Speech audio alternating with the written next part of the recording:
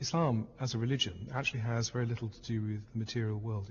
Islam itself does not prescribe how art should be, apart from very broad rules, such as that you shouldn't use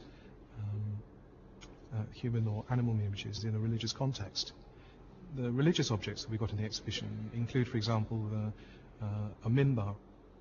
A minbar is the pulpit that was used by the preacher in the main mosque of the city to deliver the sermon at the noonday prayer on a Friday.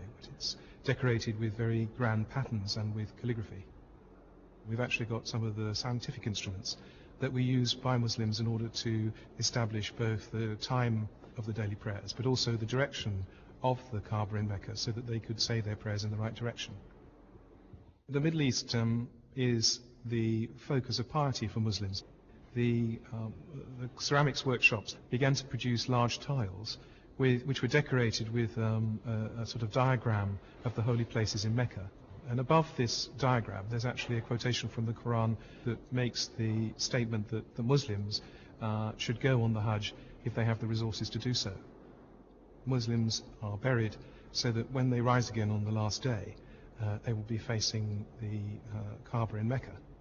And in the exhibition, for example, we have 3 tiles that make up a large tomb marker that covered a distant descendant of the Prophet Muhammad.